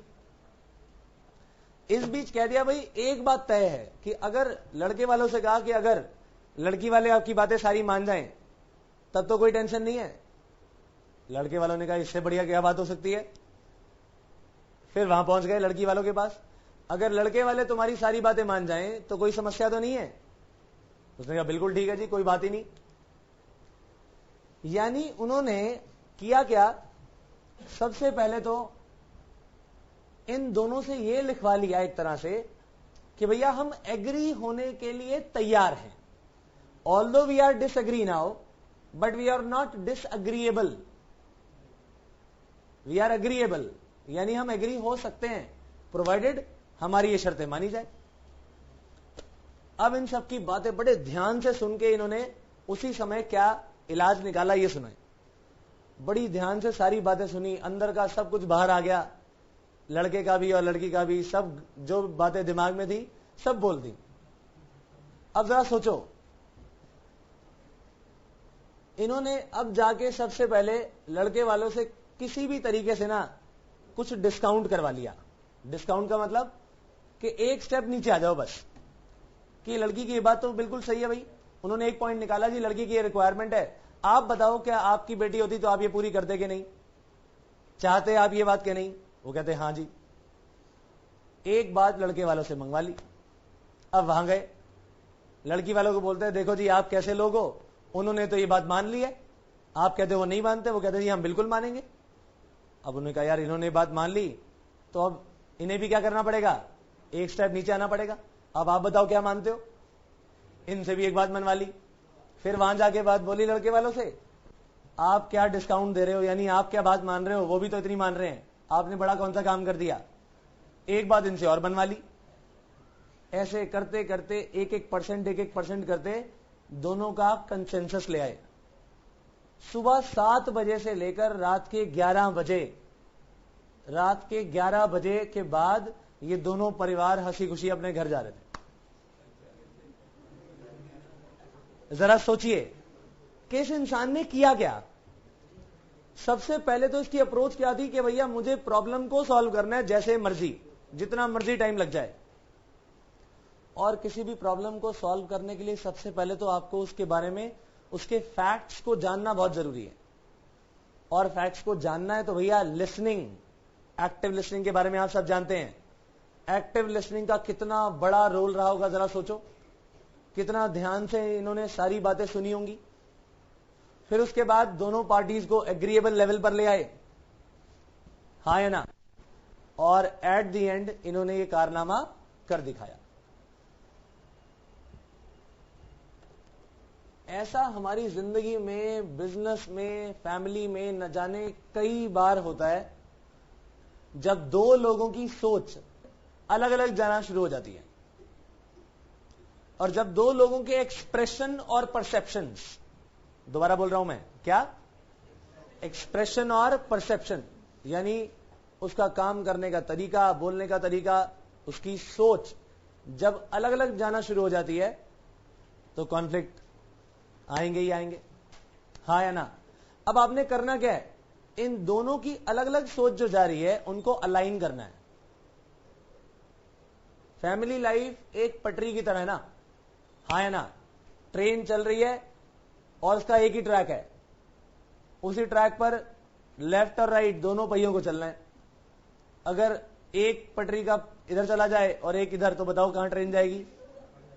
गिरेगी कि नहीं? तो यही ट्रैक जो इधर से उधर जा रहे थे, सरदार जी ने किया क्या, इन ट्रैक को बिल्कुल सीधा कर दिया ताकि ट्रेन जो है इस पटरी पर दौड़ती नजर आए। यही कहलाती है कंसेंसस बिल्डिंग। क्या कहलाती है? पेज नंबर 79 पर आ जाइए। 79। कंसेंसस मींस ओवरवेलमिंग एग्रीमेंट, यानी ये लोग आपस में जो है एग्री हो गए कि हाँ यार ये हम काम करने के लिए तैयार हैं। Most consensus building efforts set out to achieve unanimity. Unanimity का मतलब एक मतता, एक मत हो जाना, कंसेंट दे देना, यानी सभी लोग एक ही चीज पर राजी हो गए, राजीनामा। The key indicator of whether or not a consensus has been achieved is that everyone agrees with the final proposal। हाँ जी, फाइनल प्रपोजल में सरदार जी ने बोला होगा कि लड़के वाले आज के बाद ये करेंगे, लड़की वाले आज के बाद ये करेंगे, लड़का आज के बाद जो है सही टाइम पे घर आया करेगा और लड़की सुबह सुबह खाना बनाने के लिए झिकझिक नहीं किया करेगी। फॉर एग्जाम्पल ऐसी कई सारी बातें जो घर में होती होंगी, उन्होंने लिस्ट बनाई होगी। इन जनरल उन्होंने जो है सभी की सहमति लाकर एक फाइनल प्रपोजल पेश किया होगा, सभी का राजीनामा हो गया होगा। Then it is important that consensus be the product of a good faith, full stop, an effort to meet the interest of all stake holders. इस एग्जाम्पल में स्टेक होल्डर्स कौन थे? उसके घर वाले। तो हम जो एग्जाम्पल ले रहे हैं वो इस ग्रुप का ले रहे हैं, ठीक बात है कि नहीं?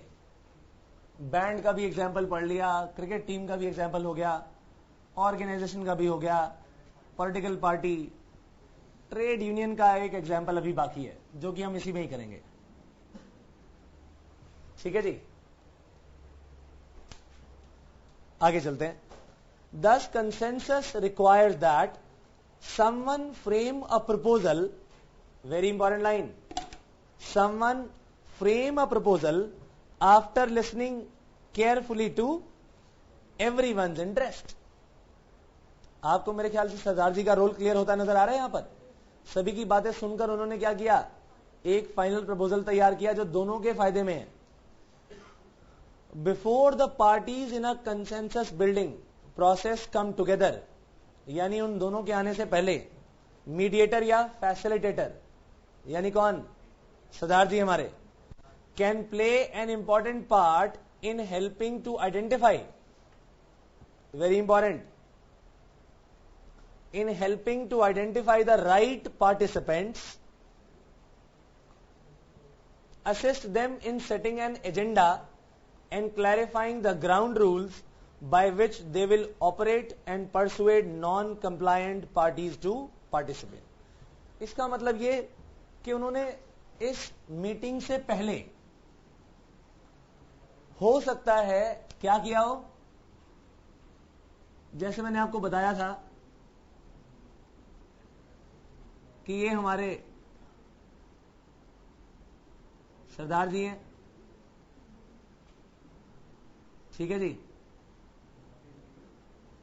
ये इनका घर है, ये जहां लड़ाई झगड़ा हो रहा है उनका घर है, पड़ोसियों का, और इनके साथ जो नेबर हैं इन्होंने इनको असिस्ट किया होगा इन लोगों के बारे में जानने के लिए। फॉर एग्जाम्पल इन्होंने कहा होगा जी ठीक है, जो पार्टिसिपेंट्स होंगे वो कौन होंगे, बॉय की तरफ से उनके माता पिता आएंगे, भाई बहन आ जाएंगे, चाचा चाची ताया ताई को बुलाने की जरूरत नहीं, उन्हें घर भेज दो, ये लोग आके और आग में घी डालेंगे। ये इनकी सोच थी, इन्होंने बोल दिया। फॉर एग्जाम्पल इन्होंने गर्ल को भी बुला लिया, गर्ल के भी घर से कौन कौन आएगा पार्टिसिपेंट उनको बोल दिया, और एक एजेंडा तय कर दिया कि इस मुद्दों पर बात होगी। ये सेम चीज अब जरा ट्रेड यूनियन के हिसाब से देखेंगे हम। मुझे बताइए ट्रेड यूनियन के ज्यादातर परेशानियां किससे रिलेटेड होती हैं? Salary, bonus, working conditions, promotion, transfer etcetera, यही बातें होती है। अब मान लो कि जो फैक्ट्री का मैनेजर है, फैक्ट्री का ओनर, ये भी अड़ गया कि जी मैं तो फैक्ट्री पर जो है ताला लगा दूंगा, मुझे नहीं काम करवाना। क्यों? क्योंकि ट्रेड यूनियन ने हंगामा कर दिया है, और ट्रेड यूनियन वाले सारे के सारे लोग कहां जा रहे हैं? स्ट्राइक पे। अगर ये स्ट्राइक करेंगे तो मेरे पास लॉकआउट करने के अलावा और कोई चारा नहीं है। अब एक लॉबी मैनेजर को बुला लिया गया, फैसिलिटेटर को। लॉबी मैनेजर्स कौन होते हैं? जो इनके बीच लाइजनिंग का काम करेंगे, लाइजनिंग ऑफिसर भी बोलते हैं उन्हें। हम उन्हें मान के चल रहे हैं फैसिलिटेटर्स। लॉबी मैनेजर को बुला लिया। अब जो सरदार जी काम कर रहे थे, यहां पर ये फैसिलिटेटर काम करेगा, लॉबी मैनेजर। ये कहेगा जी आप ट्रेड यूनियन की तरफ से अपनी मांगे लिख कर दो, एक रिपोर्ट तैयार करके दो, अपनी प्रॉब्लम्स बता दो पहले मुझे। फैक्ट्री के ओनर से बोलेगा जी आप अपनी बातें सारी लिख कर दे दो मुझे। फिर ये एजेंडा तैयार करेगा कि इस एजेंडा पर बात होगी, और फिर इन दोनों पार्टीज को बुलाएगा, ताकि इसको भी सारे के सारे ग्राउंड रूल्स पता लग जाएं कि आखिरकार इस ऑर्गेनाइजेशन में चल क्या रहा है। ठीक बात है कि नहीं? तभी तो प्रॉपरली सुन पाएगा। तो इसीलिए बात लिखी है कि इंपॉर्टेंट रोल अदा करेगी ये चीजें। एजेंडा बनाया जाएगा, ग्राउंड रूल्स तय हो, ताकि जो लोग इनकी बातें नहीं मान रहे, एक दूसरे की एग्रीमेंट फॉलो नहीं कर रहे, उसको जो है उसको गाइड किया जा सके। Prerequisite for consensus building, problem solving orientation. Sardar ji क्या लेकर चले थे? आज जब तक ये प्रॉब्लम सॉल्व होगी नहीं तब तक मैं यहां से जाऊंगा नहीं। आइए पढ़ें। It is an important to be constructive and maintain a problem solving orientation even in the face of strong differences and personal antagonism. यानी पर्सनल इनकी जैसी मर्जी सोच हो, और पर्सनल जो है जैसी मर्जी इनकी डिफरेंसेस हो, जितने ज्यादा एक दूसरे के अगेंस्ट हो, फर्क नहीं पड़ता। आपके दिमाग में क्या चीज होनी चाहिए कि मैं इसका सॉल्यूशन करके ही निकलूं यहां से। It is in every participants best interest to behave in a fashion they would like others to follow. यानी अगर आप चाहते हो कि सामने वाला लड़ाई पर उतारू ना हो, लड़ाई करने ना आ जाए, तो भैया आप भी तमीज से बोलो। जो सामने वाले से आप एक्सपेक्ट करते हो इस पोजीशन में आप भी वैसे बिहेव करो ना।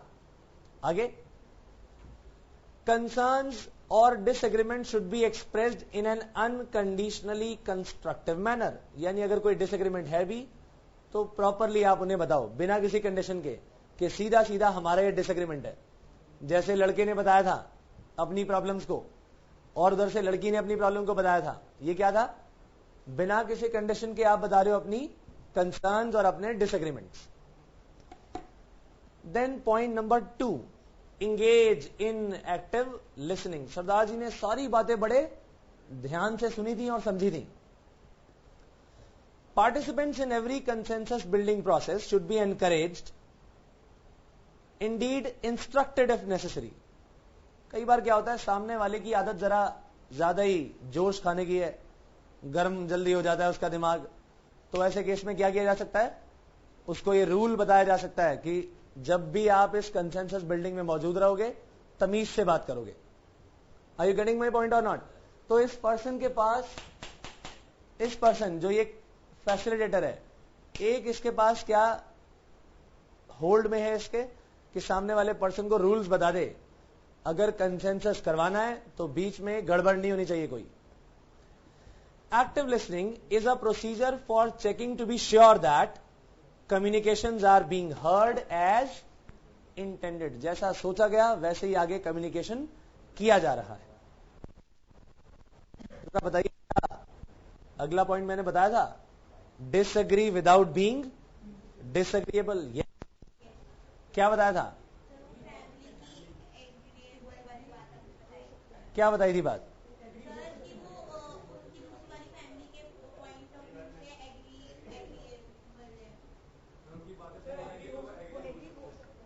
वो एग्री हो सकते हैं अगर उनकी बातें मान ली जाएं तो सामने वाले एग्री हो सकते हैं, खुद भी एग्री हो सकते हैं। जैसे कि ट्रेड यूनियन वाले क्या बोलेंगे, अगर हमारी ये प्रॉब्लम्स है जी, इनका सॉल्यूशन करो, हम काम पे आने के लिए तैयार हैं। फैक्ट्री ओनर बोलेगा जी मेरी प्रॉब्लम ये है, इनका सॉल्यूशन करो, मैं इन लोगों के लिए दोबारा काम पर रखने के लिए तैयार हूं। तो ये क्या है, अभी तो डिसएग्रीड है बट डिसएग्रीएबल नहीं है, एग्री हो सकते हैं। आइए पढ़ें। Participants in every consensus building process should be instructed, underline करिए, should be instructed disagree without being disagreeable. This dictum यानी principle should probably be included in groups written ground rules. लिख दिया जाए कि कोई पर्सन ऐसा नहीं होगा जो डिसएग्रीएबल हो। अभी डिसएग्रीड हो कोई बात नहीं, कम से कम तुम्हारी बातें मानने पर तुम राजी हो जाओगे कि नहीं, यस। आगे चलते हैं, अगले पॉइंट पर लिखिए, वेरी वेरी इंपॉर्टेंट। मुझे एक बात बताइए, जब ट्रेड यूनियन के इतने सारे लोगों की टीम है, इतने बहुत बड़े नंबर हैं ये, तो जब लॉबिंग होगी, टेबल पर बैठे होंगे ये लोग, इधर से मैनेजमेंट के लोग आ गए, इधर से ट्रेड यूनियन के लोग आ गए, तो क्या सारे के सारे लोग उठ के आ जाएंगे या इनके कुछ रिप्रेजेंटेटिव आएंगे? तो जी ट्रेड यूनियन के रिप्रेजेंटेटिव आ गए, ये 3 लोग, मैनेजमेंट के भी लोग आ गए और बैठ गए इस टेबल पर, कंसेंसस की टेबल पे। आज बताइए, यहां पर बातें शुरू हुई, डिस्कशन हुए और एक फाइनल प्रपोजल तैयार किया गया। क्या इस समय जिन लोगों को ये रिप्रेजेंट कर रहे हैं सारे लोग मौजूद हैं कि नहीं? सामने मौजूद हैं क्या? नो। ये लोग इन्हें रिप्रेजेंट कर रहे हैं। तुम्हें नहीं लगता है सब बातें रिटर्न में होनी चाहिए? फाइनल प्रपोजल जो भी आए उसे रिटर्न में सबके लिए ओपन करो। आपस में इनकी जो भी बातचीत हुई उस सारी बातचीत का डिस्क्लोजर किसको करना पड़ेगा? ट्रेड यूनियन को भी, जितने भी लोग हैं हर एक के लिए इंस्पेक्शन के लिए ओपन रहेगा, और फैक्ट्री में भी मैनेजमेंट के लिए ओपन रहेगा। जो मर्जी आगे इस बात को पढ़े। आइए ध्यान से पढ़ेंगे इसे हम। ट्रांसपेरेंसी इस पूरे के पूरे पॉइंट का बेसिक गोल है। क्या कहा मैंने? ट्रांसपेरेंसी। ट्रांसपेरेंसी का मतलब क्या होता है? पारदर्शिता। लेकिन मतलब क्या हुआ इसका? कि जो भी बातें डिस्कस हुई हैं वो सभी के लिए ओपन फॉर इंस्पेक्शन है। जो चाहे उसे देख सकता है, जो चाहे उसके बारे में पूछ सकता है, राइट? और बिना किसी भेदभाव, बिना किसी बायस्डनेस के ये लॉबी मैनेजर काम करेगा। ये काम कैसे करेगा कि इन दोनों का फायदा हो। हाँ जी, किसी भी हाल में ये पर्सन ना तो मैनेजमेंट की तरफ झुका हुआ होगा ज्यादा और ना ही ट्रेड यूनियन। ये एक इंडिपेंडेंट पर्सन की तरह काम करेगा। आइए बढ़े। To the greatest extent possible, consensus building process should be transparent. That is the groups mandate, यानी फैसला ग्रुप का, उसका एजेंडा, उसके ग्राउंड रूल्स, कितने पार्टिसिपेंट्स आए उनकी लिस्ट, और group interest they are representing, किसको वो रिप्रेजेंट कर रहे थे? प्रपोजल दे आर कंसिडरिंग, कौन कौन से प्रपोजल रखे गए? Decision rules they have adopted, कौन सा डिसीजन लिया गया?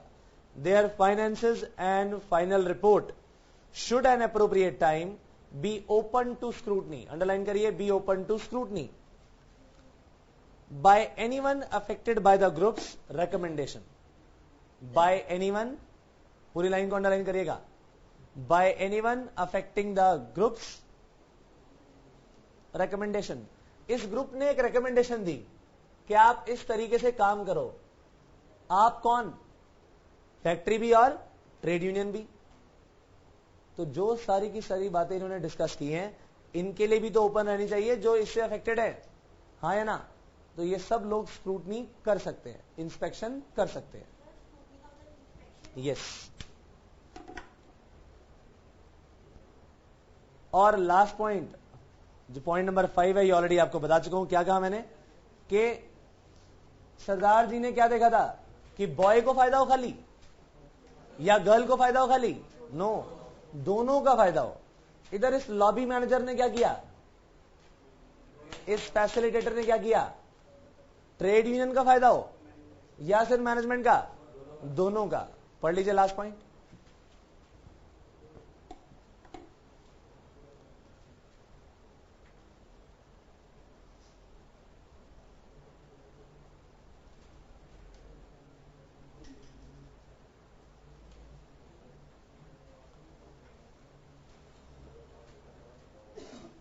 चलें जी आगे।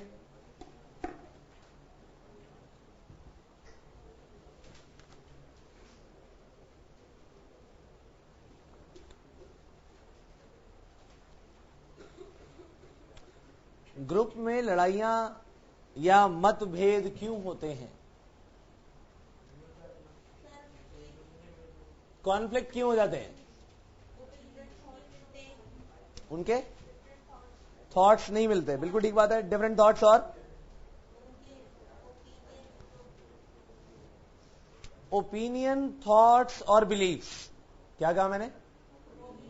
ओपिनियन, थॉट्स और बिलीफ। एक ही ग्रुप में देखा जाए तो ग्रुप में तो वही लोग आते हैं जिनका एक ही गोल होता है, हाँ या ना?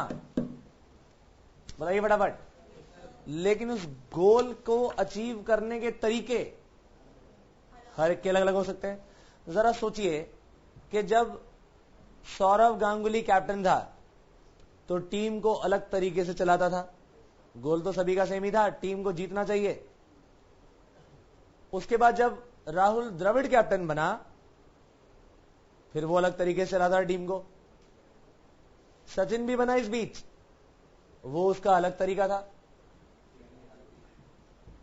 और उसके बाद जब महेंद्र सिंह धोनी बना तो अलग तरीका है।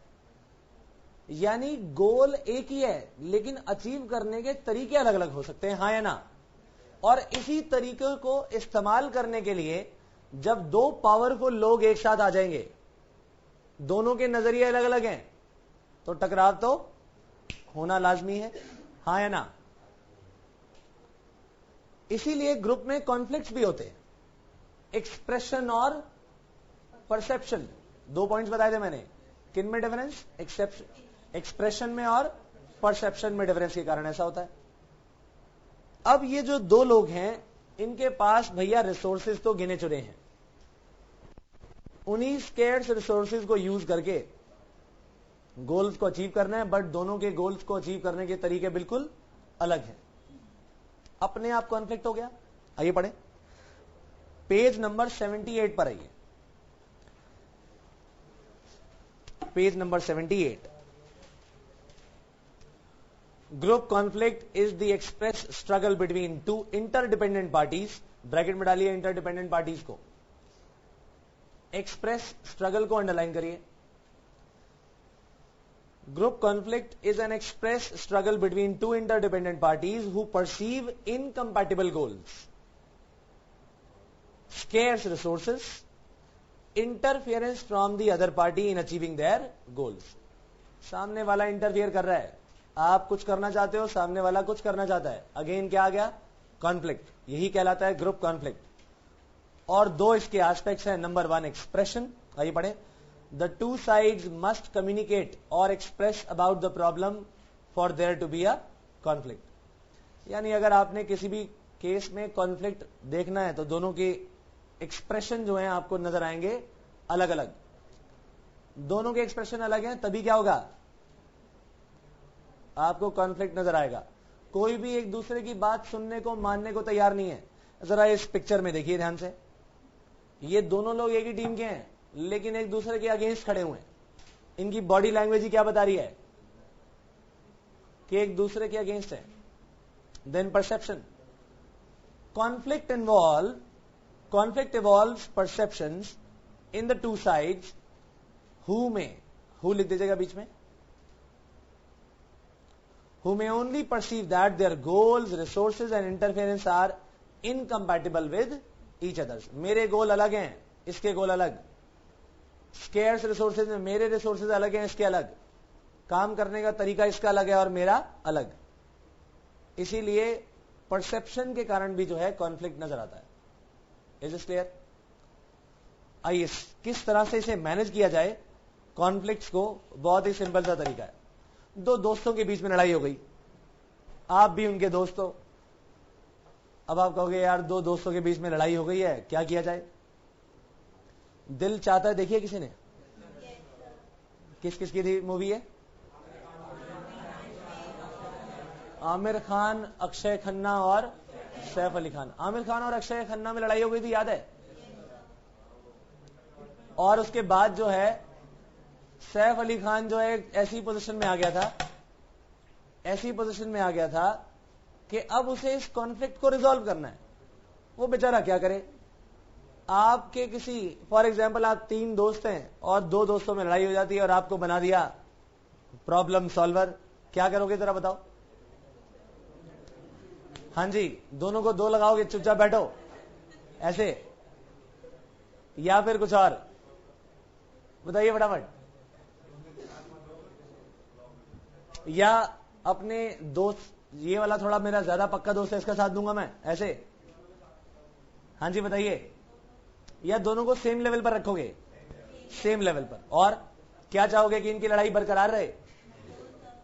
आग में घी डाल दोगे कि वो तेरे को ऐसे कह रहा है भाई? बताइए फटाफट। या रिजॉल्व करोगे? रिजॉल्व कैसे करोगे? पहले उनकी बातें सुनेंगे, उनकी प्रॉब्लम सुनेंगे, फिर उसके बाद सॉल्यूशन निकालेंगे। क्या एक ही सॉल्यूशन निकलेगा? सॉल्यूशन कई निकल सकते हैं, कई ऑप्शंस होंगे। आप उन आइडियाज को प्रेजेंट करोगे, एक नहीं तो दूसरा, दूसरा नहीं तो तीसरा फायदा हो सकता है। उसके बाद सभी से ओपन कम्युनिकेशन होगा, ऑनेस्ट कम्युनिकेशन होगा। और फिर बताइए फटाफट। आप चाहेंगे कि दोनों पार्टीज एक दूसरे को समझें, एक दूसरे की सोच को समझें, हाँ या ना?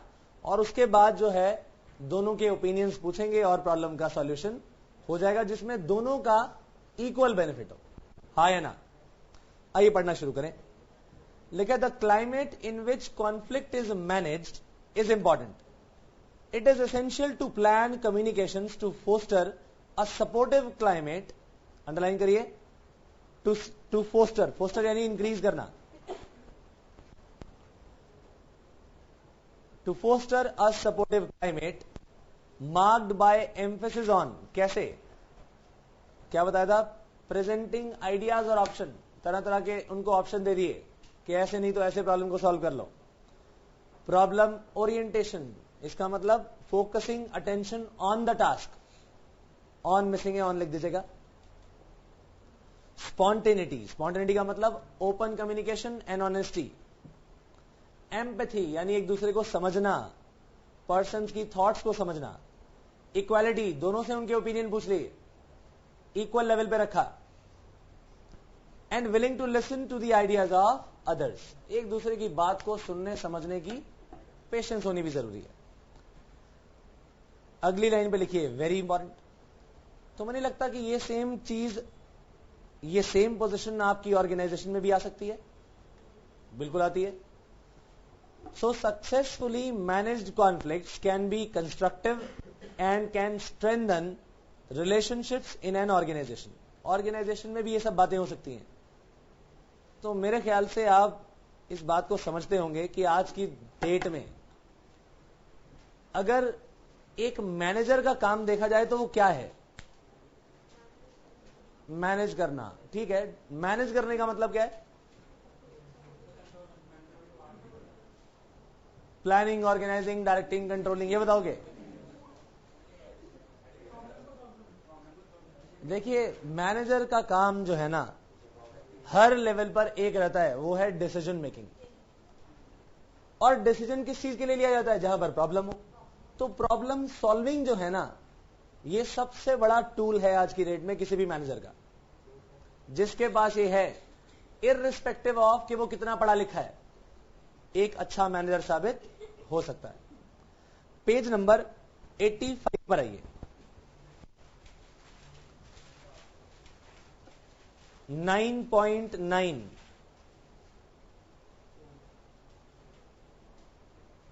टाइप्स ऑफ ग्रुप्स आर काट दीजिएगा।